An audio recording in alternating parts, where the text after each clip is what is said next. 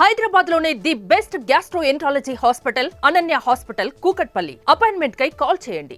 But మీరు work చేసిన ఆర్టిస్టులు డెత్ అప్పుడు ఎప్పుడైనా వెళ్ళారా అండి? శ్రీవిద్య గారు కానీ శ్రీవిద్య గారు కేరళలో పోయారు.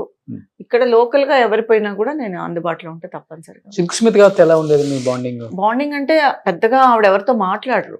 యాక్చువల్గా నేను 2-3 సార్లు మామూలుగా కలిసామంటే ఒక సెట్ లో ఆవిడ వర్క్ అది కలిసి కాంబినేషన్ లో వర్క్ చేయలేదు. బట్ చూసాను నేను ఆవిడని, చూసేది. బట్ ఆవిడ చాలా సైలెంట్ గా ఉండేవారు, చాలా మూడీగా ఉండేవారు. అంటే మేబీ అది లాస్ట్ టైంలో నేను చూసాను. లాస్ట్ టైం అది ఓకే. ఎలా ఉంటారు మాట్లాడినప్పుడు? అవును, బాగా మాట్లాడతారు, కానీ ఎప్పుడు ఏదో కోల్పోయినట్టుగా ఉండేవారు. అంటే చాలా మూడీగా ఉండేవారు. ఇప్పుడు ఒక ఆర్టిస్ట్ మూమెంట్ని బట్టే వాళ్ళ దగ్గరికి వెళ్ళడం అనేది జరుగుతుంది. ఇప్పుడు నేను బాగా మాట్లాడితే మీరు ఇంకో 2 మాటలు మాట్లాడతారు.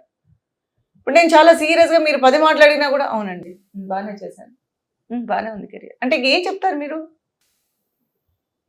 మన రియాక్షన్ బట్టే కదా ఎదుటి వాళ్ళు. కొంతమందికి ఆవిడ లోకల్లో ఉండేవారు. రాజమండ్రి సైడ్ ఆమె కదా?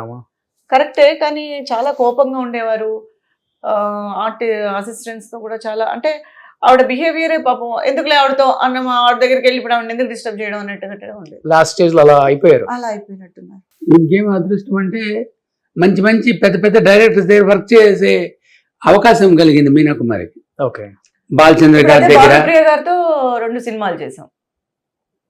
కే బాలచంద్ర గారి దగ్గర యాక్ట్ చేశారు. జయమని దగ్గరలో మెయిన్ కాంబినేషన్ ఆవిడే ఉండేది. ఎందుకంటే సౌందర్య గారితో నాకు కాంబినేషన్ వచ్చేది కాదు, ఫ్లాష్ బ్యాక్ కదా మాది. అవును.